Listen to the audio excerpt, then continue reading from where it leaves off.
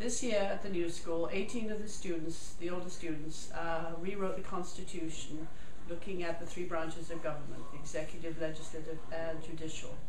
This is the Constitution in their own words. They are filmed in order, and these are the names of the students.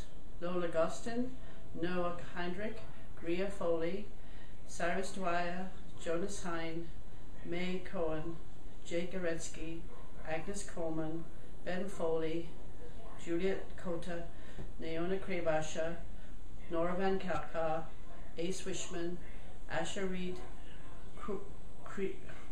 Asha Creel-Rude, Maya Gostin, Josh Clady, Mobius Rutledge, and Marina Stella. We hope you enjoy the film. United States, in an effort to make all the states come together and to be responsible to their actions, to ensure that everything will be peaceful and calm for everybody, to make sure that everybody gets taken care of, and everybody is free, not just us, but the future to be free also, and to make all the laws and rules and rights be official. Congress can make laws. Congress has two different sections, the Senate and the House of Representatives. Section 2 of the U.S. Constitution is about the House of Representatives. There are 5 main points. 1. The representatives are elected every 2 years. 2. You have to be at least 25 and have lived in the state for 7 years. 3. Each state is representative in the House of Representatives. The number of representatives for each state is based on how many people live there. This means large states like New York, 27 representatives, have more representatives than a small state like Wyoming, 1 representative. If somebody can't do their job, the people can elect a new one. 5. The person who runs the representative is called the Speaker. The member of the House of Representatives choose their Speaker. If you are younger than 25, you can't be in the House of Representatives. You need to also be a citizen of the USA for 7 years. And if you are elected, you have to live where you are elected. Representatives and taxes shall depend on the population. The population will be made by adding the number of slaves, each being 3/5 of a person, to the number of free people. The counting of the population will be in the first 3 years of the first meeting of Congress and will be recounted every 10 years. The number of representatives is counted 1 for every 30,000 people. Every state gets at least 1 representative until the counting begins. Congress gets to decide who becomes the Speaker of the House. The Speaker of the House is a very important role. They lead the House of Representatives, and if the President and Vice President dies, that person becomes the President. The Congress, or House of Representatives, is the only part of government that can remove the President from office. Impeachment is similar to charging someone to a crime and putting them in trial, but is done by the representatives. Legislative branch of the government. The Senate has 2 senators from each state elected by the people to be in the Senate for 6 years. Each senator gets to vote for who is senator, and they can vote for themselves. You have to be 30 years old or more, and you have to be a citizen of the United States for 9 years or more. And you also have to be an inhabitant of the state that you're going to be senator for. Balances. This passage explains the checks and balances of the legislative and executive branches. The legislative branch sends a bill to the president. If she likes the law and thinks it's constitutional, that person would sign it. But if the president thinks the law is unconstitutional or disagrees with it, then that person would veto it. The bill gets sent back to the legislative branch. If more than 2/3 of that branch wants the bill, then they can override the president's veto. If that happens, then the bill gets sent to the judicial branch. There, that branch will decide if the law is unconstitutional.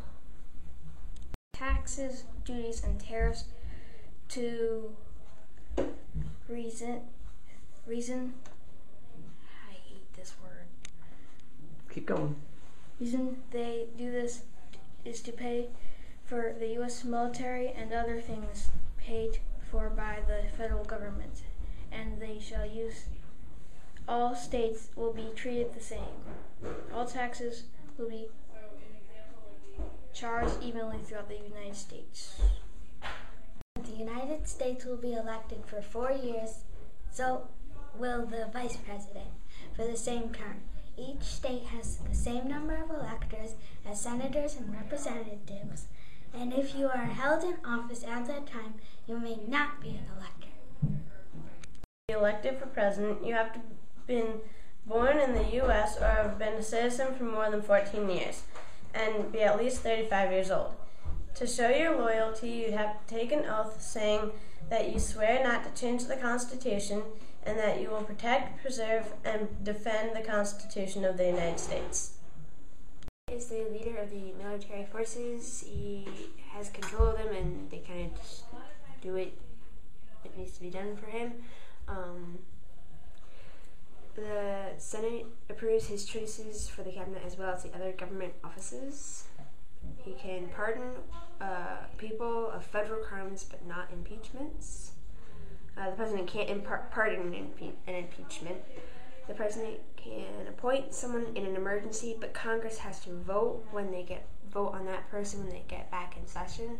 So if they don't like that person, he kind of gets kicked out. But then that only happens when they get back in session. So while they're not in session, the random guy just kind of is there in case something happens. So he's just an extra person until Congress decides he's good or not. The Constitution is mostly about what the president can do on his own, which is actually almost nothing. It's kind of fascinating. If he wants to make a treaty with the ruler of another country, he needs the approval of 2/3 of the Senate, whom are present when the president asks for the approval of the treaty. The president also selects our government officers, such as our ambassadors, judges, ministers, as long as, once again, the Senate agrees. The section also says that there is a law that lets Congress give the power to appoint less important government officers, the president alone, or the courts of law, or the heads of departments. And that's it. Executive branch. He can once in a while give information to Congress about the state of the country. He can advise ideas to Congress as he feels needed. Rarely, he may call together both houses or one. He can end sessions if Congress disagrees the time to end sessions. All ambassadors and heads of state come to him. He will make sure that the laws are followed. He commissions military officers. President, all the civil officers of the United States shall be warned that they will lose their job and be arrested and go to jail if they go on the side of the enemy or speak against the country, giving someone money to do something that would benefit themselves.